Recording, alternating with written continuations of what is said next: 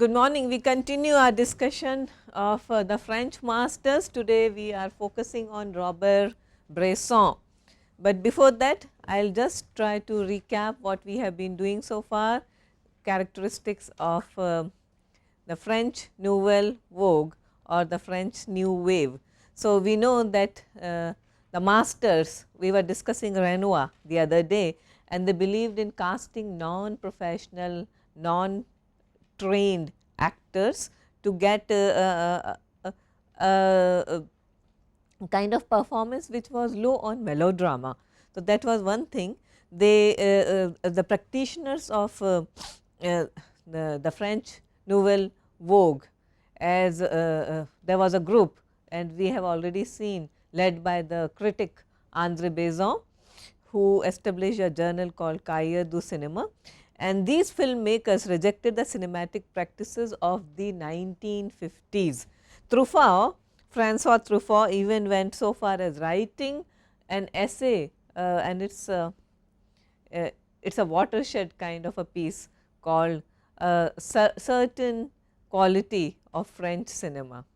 Okay, and as what is that certain quality or certain tendency of French cinema, and what is that? Focusing on big budget and big star cast films, basically based on these French classics. Okay, and when you adapt a novel into film, then all the problems that accompany. You have to cast big stars, you have to have big sets, you have to have the backing of a big studio, and that is what Truffaut means by a certain tendency, a certain quality of French cinema. And these people, the Nouveau Vogue directors, they rejected these practices of the 50s. They believed in making low budget films. We have already talked about that, using handheld camera and shooting on locations.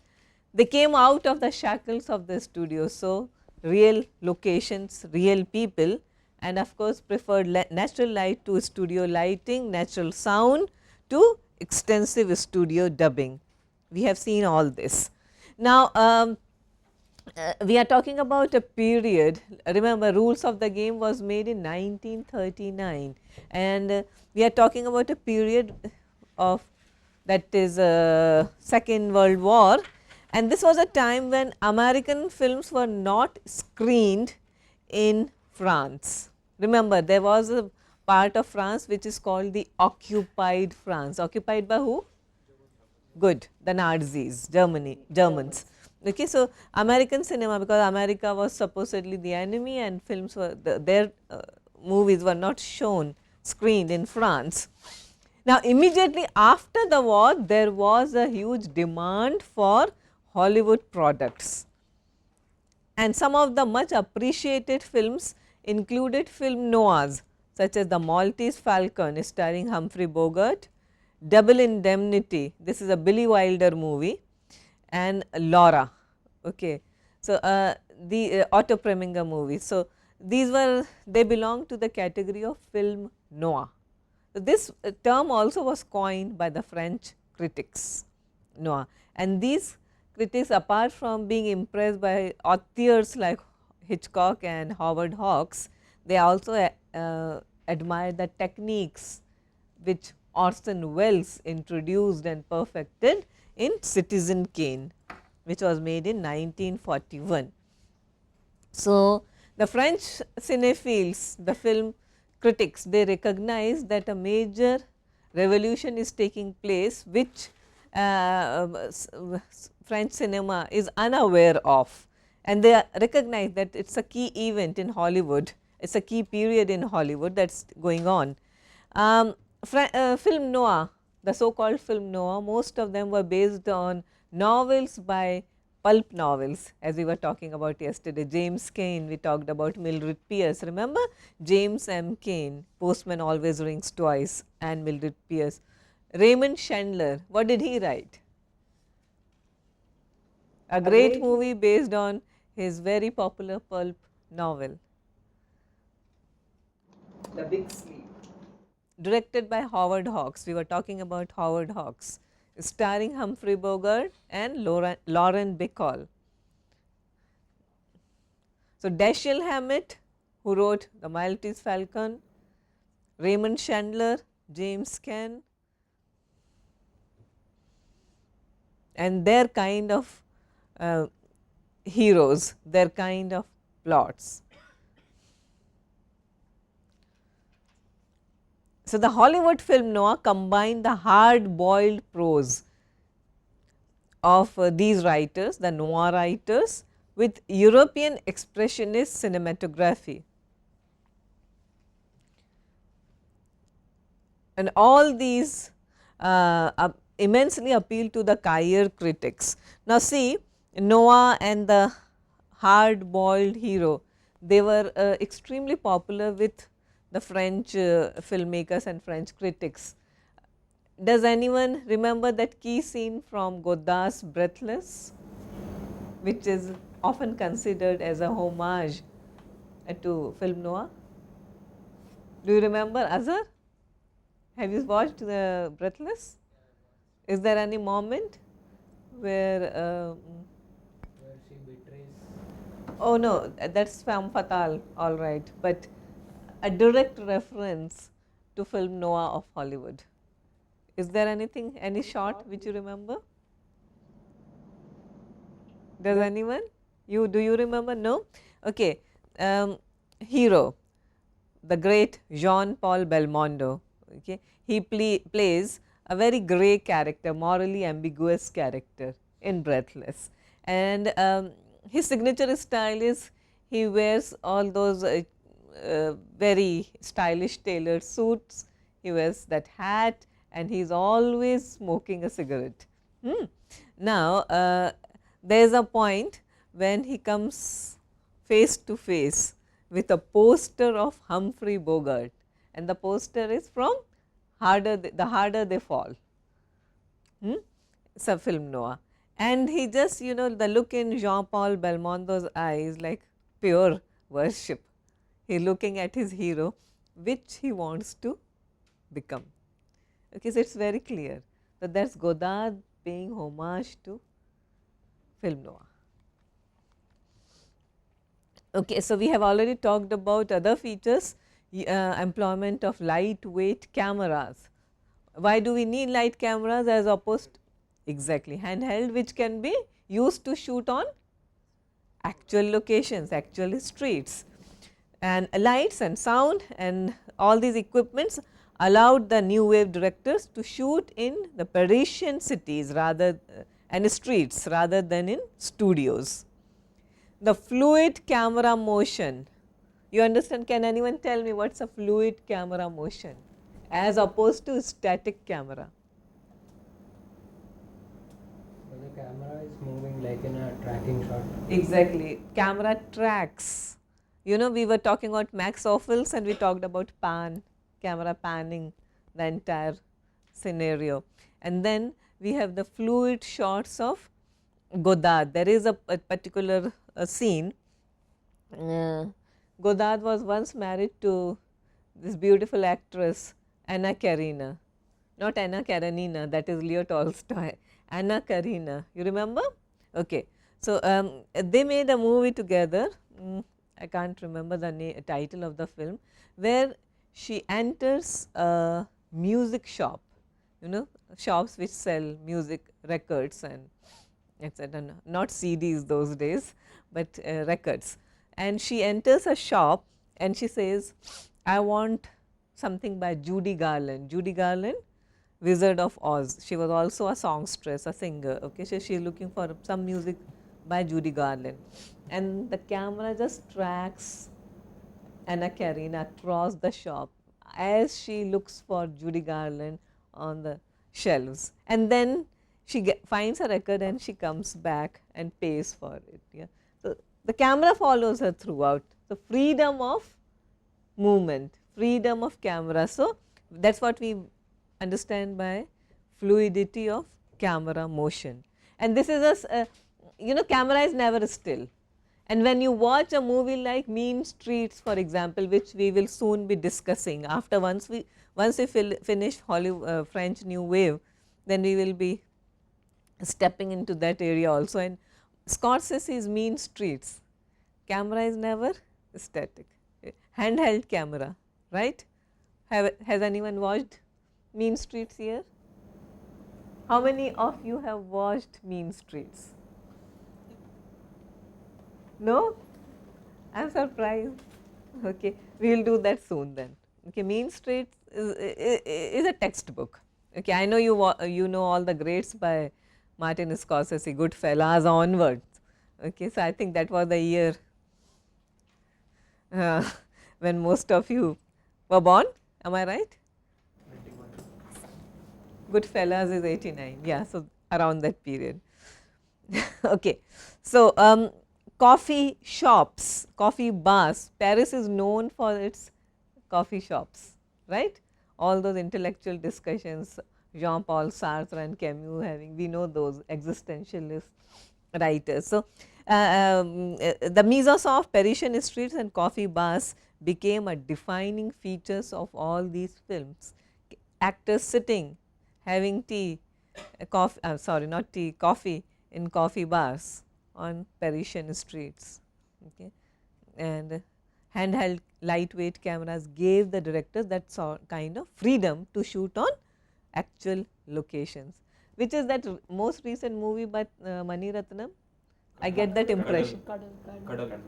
Okay, has anyone watched it? How is it? Yeah, tell us why it's not good. I mean, Mani Ratnam is supposedly one of the pioneers of new. It's a routine story, ma'am. It's just good versus evil. Nothing like it's not Alaipaide or Bombay level. Mm. It's just another basically story of good versus evil and who wins. Technically? Technically, the camera and music are very good now. Okay. The story is very mundane. Okay. Story is mundane, but technically, and who did the cinematography? I think Santosh Shivan. Rajiv Menon, that's a regular. Okay, fine. We talk about authorism, right? So, cinematographer and director, actor, Arvind Swamy comes back. Okay. Yeah, another feature of French New Wave cinema was that they did not believe in story and believed in improvisation on sets. So, traditional linear narrative structure, the classic linear structure was completely demolished. And who were the people? What stories did they tell you about? And now think again, Mean Streets and Bonnie and Clyde and Easy Riders. What are they? Okay, the stories about the young and the rebellious, the misfits, the alienated hero. These films use the language of the youth. Watch Godard's Breathless and you will feel that some of the things he tells his girl, okay, they were scandalous then, and for some of us they are scandalous even today. Okay, and Breathless was made way back in 1960. So, using the language of the youth. Heavily influenced by popular culture. What do we understand by popular culture? I mean, I do not like the way people use the word culture very loosely, you know, this culture, North Indian culture, this American culture, Western culture. What is culture? What is popular culture, to be precise? In common parlance, popular culture is used to refer to something that is not classic or that is not enjoyed by a certain elite, something to that effect. So, popular culture, say in cinema, commonly refers to something like Bollywood, or within India refers to the vernacular, which is considered for the masses as opposed to a certain strata. Very nice. Now, see, popular culture, simplistically put, is that culture which is enjoyed by the masses, commonly accessible, easily accessible. So, we understand that R.D. Burman is accessible to most and Mozart is not. Okay, that is the idea. So, same in Hollywood, rock and roll music accessible to most, whereas Beethoven would not. That is the idea. So, in these films, language of the youth, street jargon, as opposed to very stilted kind of language that cinema used at one point. think Martin Scorsese again, think Easy Riders again, Born to be Wild. Okay, that is the signature theme of the movie. They are not using some classical strain of music. They are unlike Renoir, who begins his movie with Mozart. Okay. So, Renoir is still meant for elites, for all his sympathy for the common people, but people like Godard, they broke away even from that. So, extensive use of popular culture, especially popular Hollywood culture, featured existentialist themes that we will talk about, and acceptance of the absurdity of human existence. Okay.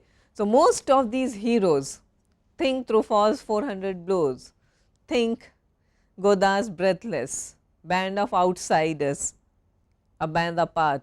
You know, Band Apart is a movie by Godard, and it has been immortalized by Tarantino as? Yes? His production house. His production house. Quentin Tarantino's production house is called A Band Apart. Yeah. So, the characters in French New Wave films are often marginalized anti-heroes, not conventional goody two shoes heroes, loners. They betray no family ties, behave impulsively, spontaneously, immoral and amoral, and are frequently seen as anti-authoritarian, and all these features are found in the counterculture Hollywood New Wave cinema. Extremely anti-authoritarian. Again think Bonnie and Clyde. Again think Dog Day Afternoon. Yes, anti-authoritarian written all over it. Mean streets.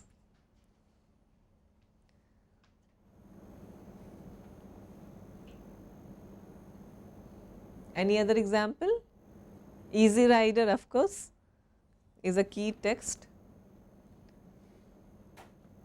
And we were talking about Hal Ashby's Harold and Maude the other day. All these movies shake the foundations of a traditional way of thinking and attitudes and beliefs and morals. A general cynicism concerning politics, yes. There was a student revolution in 1968 in Paris. Are you aware of that? Student rebellion in the Parisian universities in 1968. Please look it up. Okay, it will fine tune your understanding of this entire cultural scenario. Murakami, for instance, in Norwegian Wood makes a reference to that incident. Please look at that. What is Parisian student rebellion? A deliberate distanciation between the screen and spectators, often breaking the fourth wall. Godard's characters start talking to us, okay, breaking the fourth wall. Otherwise, cinema is generally considered to be consisting of three walls. There is no such thing as, they do not recognize. Why? Because they want us to become one with the proceedings on the screen. But when you break the fourth wall, you involve the audience in whatever is happening on screen and compel them to think rather than empathize and sympathize with characters. So, as Brecht rightly said that people should cry with brains and not with heart. That was what the French Nouvelle Vogue aspired to do. Any comments here? Any questions? So, I am just giving you an overview of what French Nouvelle Vogue was all about before moving on to Bresson. So, ask me questions please.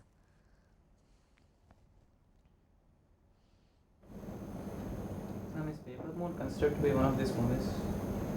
Paper Moon by Bogdanovich, yes, it should be, it belongs to that, it is anti-authoritarian, definitely. But, the family ties were just Absolutely, there is no such thing as family ties in the But movie.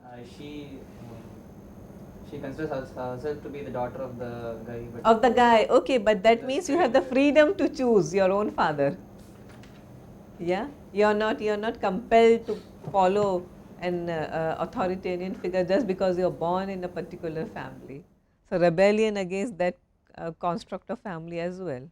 She likes this guy and she says, okay, I want you to be my father figure and not anyone else. We are talking about Paper Moon. But also watch The Last Picture Show.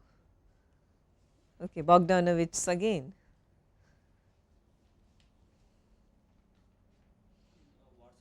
The same genre or Yeah, WhatsApp dog. yes, Is it also in the same genre or? it's in the same genre. Absolutely, yeah. It's a comedy. It's a reworking of Howard Hawks' Bringing Up Baby. Bringing Up Baby is a nerdy, geeky kind of a professor, a romance between a geeky professor played by Cary Grant and a light-hearted girl, as played originally by Katharine Hepburn and in WhatsApp Dog by Barbara Streisand. And it's a romance between the two of them. Love story, although based on a novel, is quite anti-authoritarian, right? Ma'am, the clear examples of new wave in French cinema and Hollywood cinema. How far do you think this sort of movement has happened in Indian cinema per se? Of course, we had one parallel cinema movement. Okay, all those movies by Nehalani and Shyam Benegal. Okay, so do you remember those films? There is a movie called Nishant. Okay, there is a movie called Manthan. Manthan is based on real people, shot on location. Is based on that entire dairy movement, Amul. Yeah, and it's set in Gujarat, shot on actual locations, mostly with non-professional actors, and all the greats who starred in Manthan later on became pillars of this arty cinema in India. Nasiruddin Shah, Shabana Azmi, Smita Patil, Girish Karnad. Okay, but they were not that great or they were not commercially successful actors when they were first featured in Manthan. So, Manthan is a landmark movie according to me.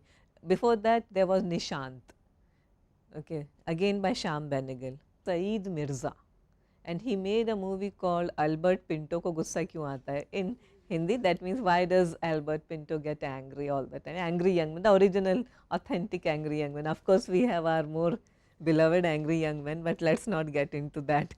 Okay, so that angry young man remains, but Nasiruddin Shah was the angry young man in a couple of new wave kind of cinema. Okay, and all these films adhere to all the conventions of Italian neorealism and French nouvelle vague. Of course, now they are here and they are now. Okay, so of course they are. I mean, Love, Sex, Dhoka is a very good example. Balki is a good combination of realism as well as commerce. Okay, but then you have Santosh Sivan, who I would call poetic realist. Right, he makes quite realistic films, but they are romantic, they are poetic in nature. So, we had him for one of our conferences and he spoke extensively about his style, his influences. So, one of these days I will show you the recording from that lecture. Who else? Who else is extremely Anurag Kashyap? Yeah, his cinema is quite authentic. It speaks of the authentic people of India. Okay, very realistic, very much grounded in our socio-political ethos.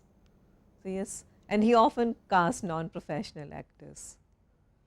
I mean, you watch Gangs of Wasipur, except Manoj Bajpayee and some of the actresses, none of them are recognized. I mean, Nawazuddin Siddiqui is big now after that, all those movies. Yes, and he was definitely not cast because of his looks, right? Or star aura or whatever. Okay, so what did French Nouvelle Vague cinema, what is the legacy? What did it give to us? A strong authorial voice. So everybody wanted to be an author for a very long time. Democratization of cinema, cinema about real people and about real events. So that is what we mean by democratization of cinema. It is no longer a domain of the very elitist people. Speaking the language of the common people, starring people who were very average, who looked like common regular people and not the so called movie star. Okay. From here we will move on to, you have something to say? No. Okay, we will move on to Robert Bresson, and in particular I am going to discuss his film called Pickpocket. Do we have anyone here who is familiar with Pickpocket? I haven't watched it. But heard of it. Good. Okay, Pickpocket is a classic. Ask me, one of the best films I have ever watched. What is it all about? It's the hero is a pickpocket. But true to French Nouvelle Vague cinema, he is a very intellectual, very existentialist, inward looking, loner sort of a hero. Okay, and Bresson had a far reaching influence on all these filmmakers, especially the filmmakers from the Nouvelle Vague and also Hollywood New Wave cinema. Martin Scorsese, for example, Suez by Bresson, Taxi Driver, Robert De Niro character. There are several elements which are common to the protagonist from Pickpocket and Travis Bickle's character.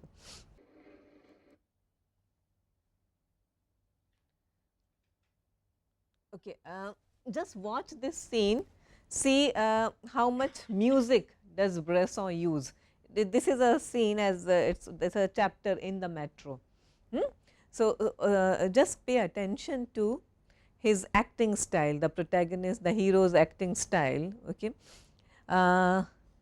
The narrative technique, the use of voiceover, music, and how the camera moves. Okay. So, these are the things I want you to pay attention to. And Paul Schrader has given commentary on this particular movie. Paul Schrader is, you know who Paul Schrader is? Good. Screenwriter for Taxi Driver, frequent collaborator with Martin Scorsese, also worked with him on Raging Bull and I guess The Last Temptation of Christ. Okay, so Paul Schrader is Scorsese combination. Schrader is supposedly was supposedly the intellectual among these new wave Hollywood directors, the entire group, and he has written a great seminal book delineating the works of Carl Dreyer. You remember we talked about Dreyer, Joan of Arc, the Danish maker. Remember Joan of Arc when we were talking about modernists. Okay, so I talked about Dreyer, Carl Dreyer, and the book focuses on the works of Dreyer, Ozu, the Japanese master, and Bresson. So, it is by Schrader. So, Bresson 1907 to 99 made only 13 movies in a career which is spanning 40 years, and believed in necessarily casting non-professional actors whom he called models. Okay, actors are nothing more than models, not our wooden models, but actors who are models, and believed in a dictate that art is transformation. It transforms you spiritually, intellectually. Diary of a Country Priest, you can see a cross in the background, and religion and spirituality and are common motifs in his films. So, he is considered the most Christian of all filmmakers, not in the narrow sense of the word, but in a more spiritual, more all encompassing sense of the term. Okay, so you just watched a clipping from Pickpocket. Comment on it. The sounds were very realistic. Okay, the footsteps. Okay, good. Music, how much background music? Did you notice any background music? The hero is about to pick somebody's pocket, right? Generally, it would be accompanied with lot of thrilling kind of a music. Here there is no music, he is just doing it as it is all in a day's work for him, no? Very regular. Anything else? The actions are really deliberate. Like when he puts the latch, when he takes his jacket off and puts it on the hanger, the way he does it is a very deliberate sort of thing. Like he does every Meticulous. step. Yeah. He is a very meticulous person. The way he takes off his jacket at the end of the scene, puts it up on a hanger, hangs it very meticulously, carefully up there, lives very sparingly in a room and surrounded with books.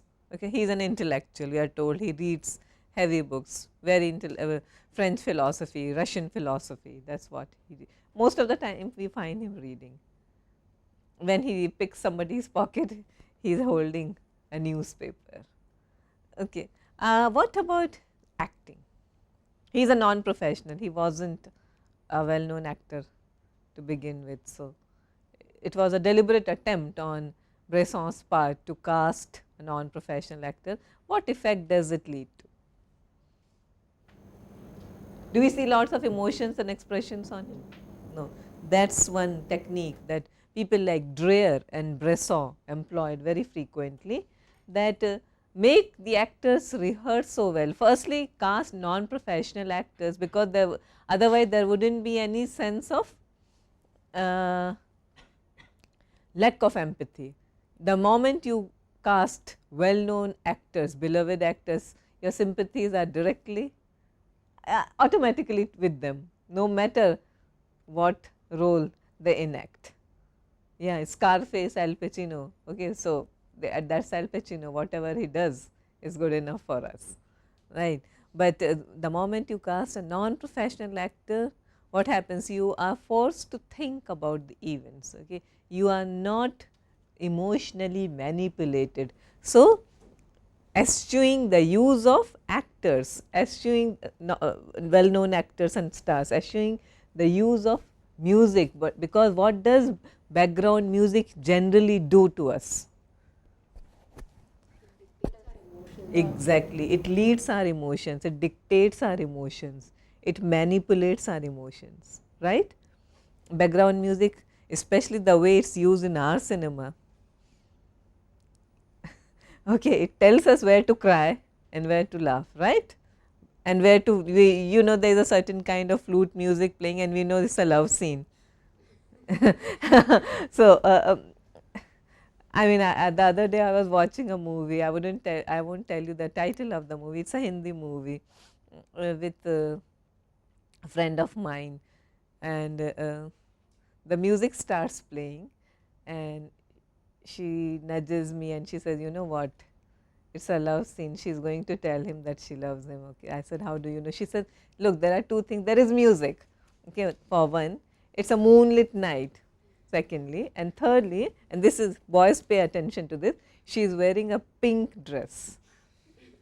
So, everything falls in place and it happened the way, and it is supposedly a more realistic kind of movie made by one of those directors who prides himself on being not so conventional, but still there are certain tropes. But here you do not know whether to empathize or sympathize or just to distance yourself. So, the idea is to distance yourself from the whatever is happening and just think what is happening. So, the director is not making any judgments, you make your own decisions or judgments about whatever is taking place on screen. So, Pickpocket,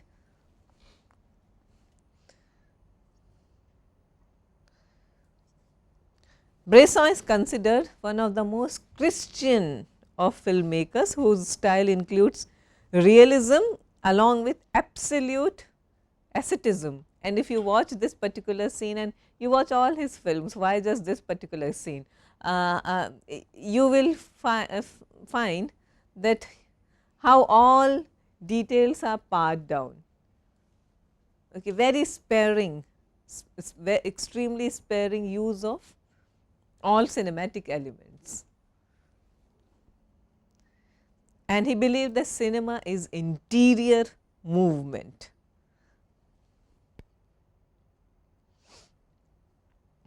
His major works include The Angels of Sin, scripted with Jean Giraudoux.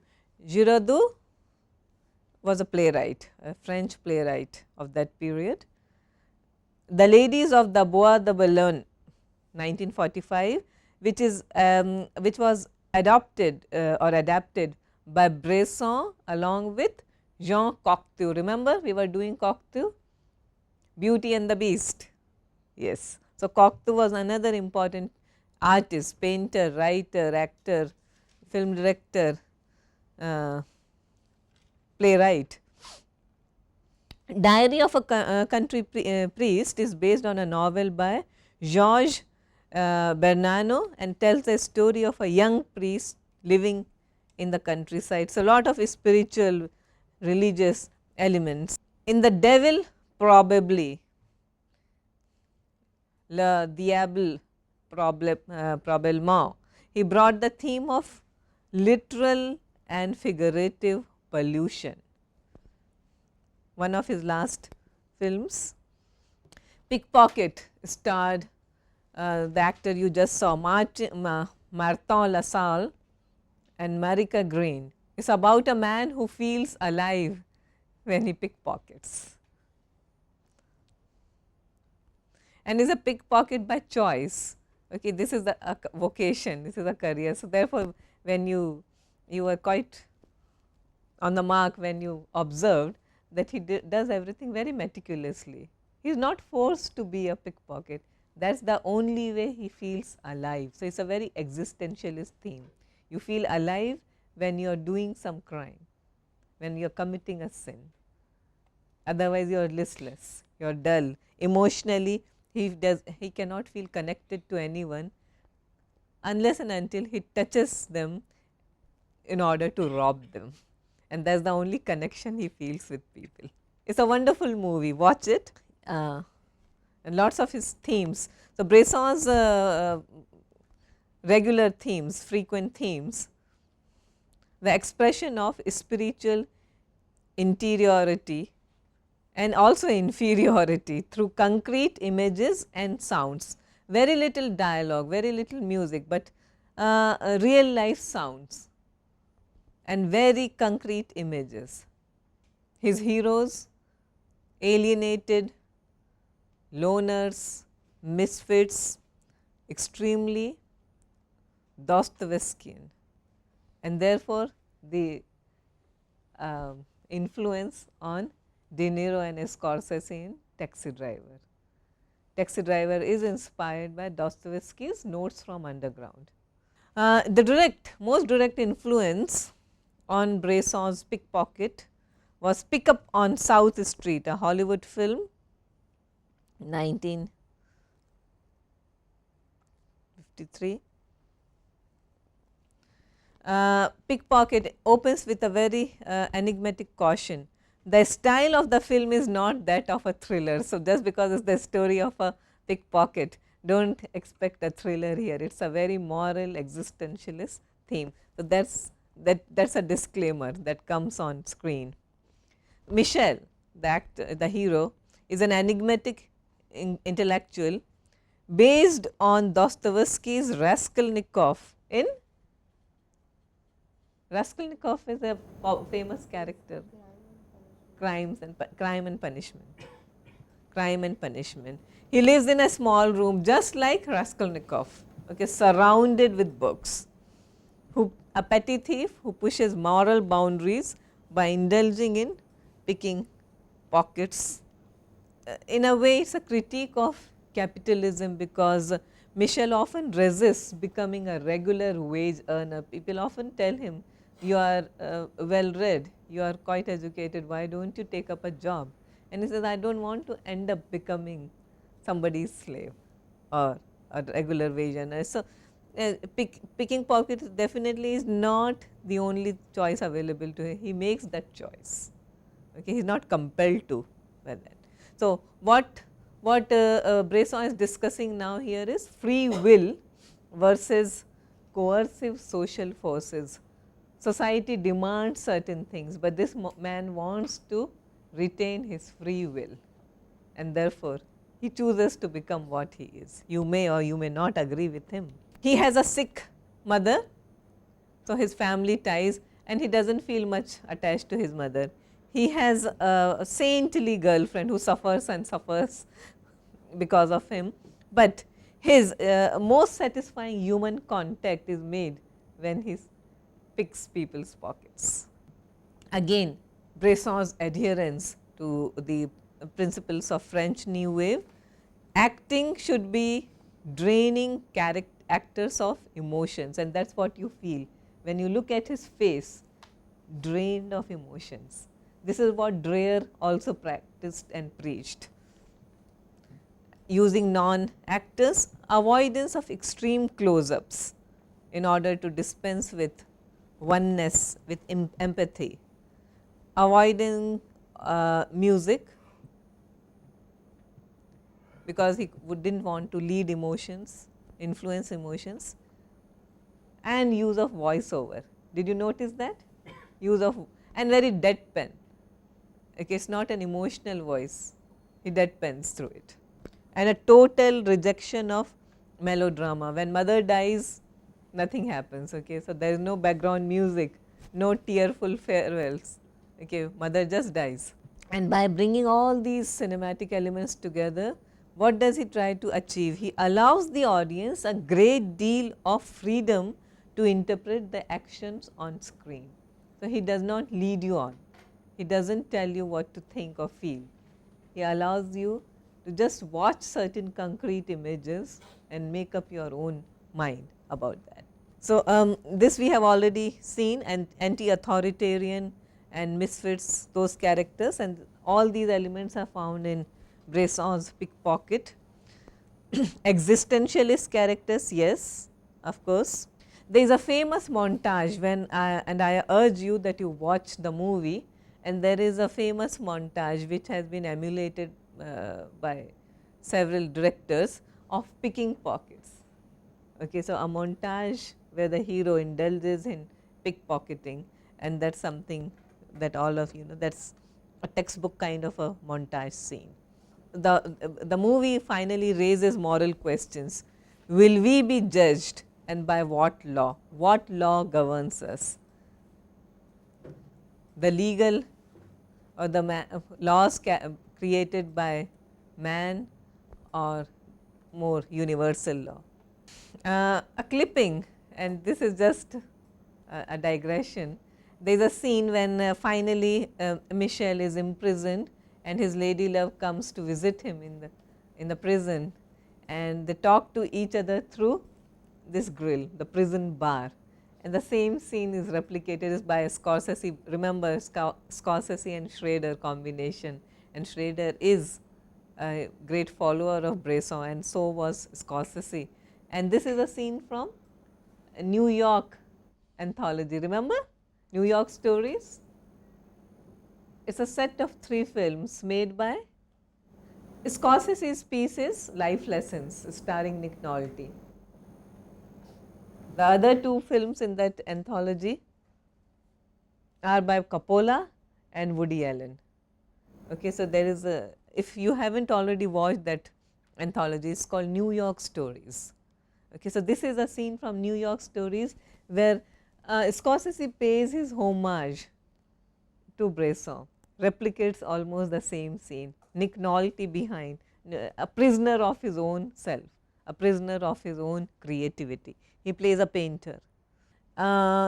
Influence on Taxi Driver, again a combination, famous collaboration between Scorsese and Paul Schrader, both admirers of Bresson. Taxi Driver 1976. So, following the same tradition, the same conventions as Bresson did, using a confessional narration, a voiceover. A lonely, alienated sociopath kind of a hero looking for a reason to live. The world for him is morally grey, dark, existentialist, absurdist almost, meaningless world, and a voyeuristic look at the society. So, most of the time you watch Pickpocket through Michelle's eyes, and in Taxi Driver it is De Niro's eyes. We were talking about close up of his eyes, and most it is a voyeuristic gaze at the world outside. And Paul Schrader, of course, happens to be a great admirer. So, we will be discussing Bresson tomorrow, and if you have any questions, please bring them on tomorrow. Try to watch Pickpocket if possible, and we will be talking about Bresson's A Man Escaped in the next class. Thank you very much.